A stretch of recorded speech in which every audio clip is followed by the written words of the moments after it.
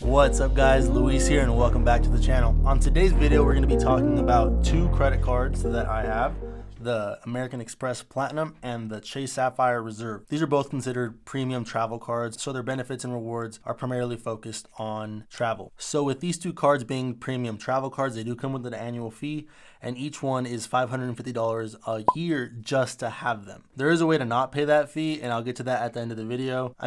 I'll just say it now. If you're in the military, you're active duty military, you don't actually have to pay that fee. You get it waived. So it's pretty cool because you end up getting all of those benefits for free that typically you would have to, again, pay that $550 a month, a year just to own the card. So, here alone, that's $550 times 2, that's $1,100 a year that I'm saving that I technically would have to pay to own these cards as a civilian. So I guess that's one perk of being in the military. There's not a ton, but that's a couple. So if you are in the military, make sure you apply for these two cards because you can actually get that fee waived and enjoy all the perks that we're about to go over. So at the end of this video, you guys should be able to decide which card benefits you the most and which card you're gonna get better use out of. So in this video, we're gonna be going over 4 different categories. We're gonna go over the purchase protection and benefits, the difference between a charge card, which is the American Express, and a regular credit card, which is the Sapphire Reserve. A lot of people don't know the difference between the two, so we're gonna go over that. We're gonna be going over the point value comparison, so which one comes with the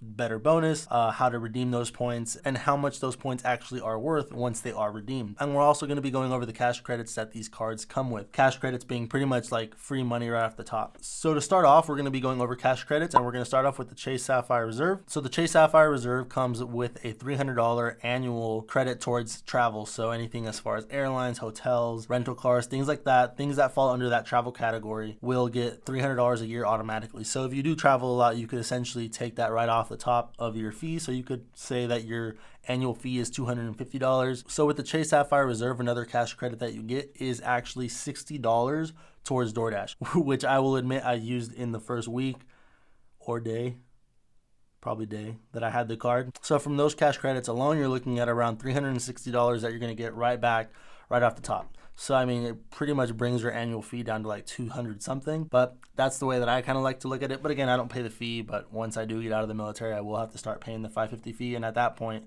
I will reanalyze and see if it's worth keeping the card. But for now, I'm pretty much getting that $360 a year for free, completely free, since I don't pay the fee. And now let's go over the cash credits that come with the American Express Platinum. So the American Express Platinum actually comes with a little bit more in cash credits. It comes with $500 in cash credits. It comes with $200 towards travel. So again, airlines, hotels, all that stuff. You get $200 a year towards Uber, and that's also Uber Eats, which is kind of nice. But the downside is that you only get $15 a month, and then you get $20 in December. So if you have your Platinum card attached to your Uber Eats or your Uber app, every first of the month it'll add $15 towards it, and every first of the month I order Uber Eats. I have no self-control. And if you have no self-control like me, you actually get something every month and you don't spend your whole cash credits right when you get the cards. So that's kind of nice. So that's $400 in cash credits so far that we've gone over. And the last $100 that the American Express Platinum comes with is actually a $100 credit towards Saks Fifth Avenue. And a lot of you are like, what is that? And I didn't know what it was either, I'm not gonna lie. Saks Fifth Avenue essentially is like a fancy Nordstrom. So, $100 isn't gonna go very far because they're selling like $10,000 jackets and things of that nature. But every 6 months, and that's another thing, with the $100 that it comes with towards Saks Fifth Avenue, you get it in two $50 increments. So you get $50 the first part of the year, so January through June, and then the remaining half of the year you get the other $50. It's usually like I can get like a pair of socks, which is like $40, which is ridiculous. But again, it's a free cash credit, so just make sure that you do take advantage of it, because so many people don't take advantage of it. And again, it's a free pair of socks, free hat. Anything that's under $50, it'll just, take care of it for you. So you just charge it on the card, and then it'll just give you the credit for what that amount was if it was under $50. And if it was over $50, then obviously you'll pay the difference between the $50. So that's pretty much it for cash credits on these cards. Now we're going to be going over points and their sign-up bonuses right now, which might change depending on when you see this video. But as of right now, these are what the bonuses are. The bonus right now is actually more than when I signed up, so it's kind of annoying. But, the bonuses change all the time, so you kind of just got to keep an eye out. So thepointsguy.com is is a really good website to kind of see what bonuses are out there right now and see which cards you're worth signing up for. So let's start off with the Amex Platinum. So right now, the Amex Platinum has a 75,000 point bonus when you spend $5,000 in the first 3 months of you having this card. And with that, you also get 10x points on supermarkets and gas stations right now for the first 6 months of you having this card. After that, it's 5x points on flights and hotels, and then just 1x points on everything else. So as far as the Chase Sapphire Reserve, right now the current bonus is 60,000 points, and that is if you spend $4,000 in the first 3 months. So it's $1,000 less than American Express, but it's also about 15,000 less points. So with the Chase Sapphire Reserve, you do get 10x points, but only on Lyft. So if you use Lyft a lot for whatever reason, you do get 10x points on that, which is pretty nice until March 2022. So about a year still left for that promotion. And then you do get 3x points on everything travel, and then everything else obviously is 1x. Now, as far as redeeming points, they're pretty similar. I would pretty much put them in a tie for this. I made a list. So for this, you can redeem them with gift cards, account credits, Amazon charges, travel sites, and transfer partners. So I think the American Express Platinum actually has 17 airlines and like 3 hotels, and then this has like 12. I don't know the exact numbers. I'll put them on the screen. So with travel partners, you kind of get a little bit more bang for your buck.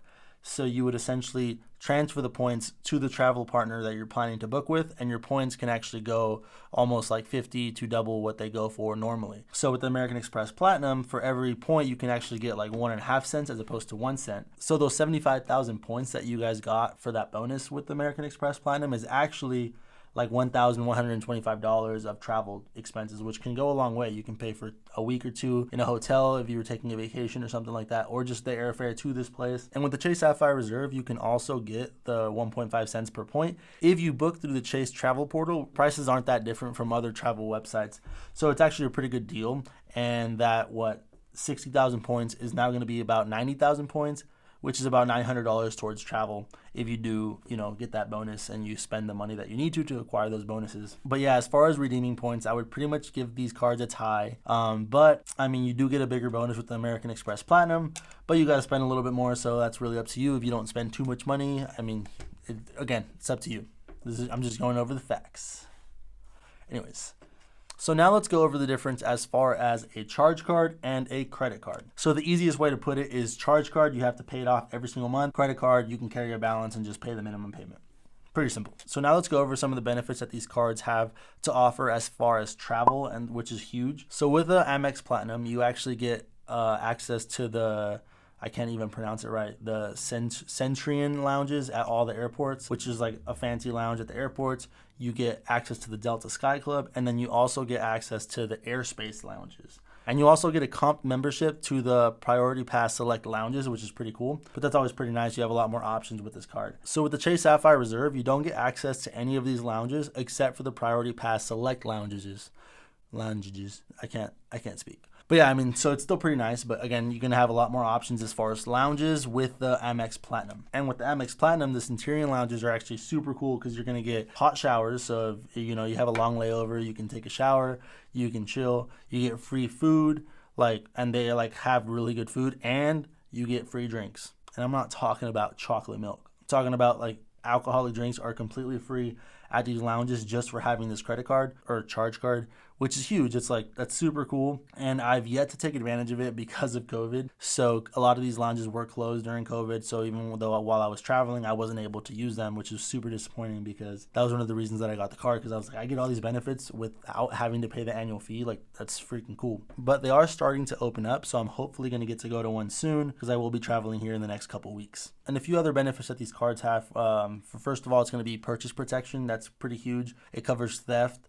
And a few other things, but that's going to be for the first 90 days of owning that product, and then $50,000 a year. So if you buy this MacBook and it gets stolen, say a month from now, and I bought it this month, that technically I can file it with a credit card, and if it was stolen, I can file a claim and they will reimburse me for that, which is kind of cool. It's free 90-day insurance on your more expensive items. So anytime I buy something more expensive, I do make sure that I use one of these two cards because of that purchase protection. Another really cool benefit that these cards have is return protection. So most stores only offer a 30-day return policy.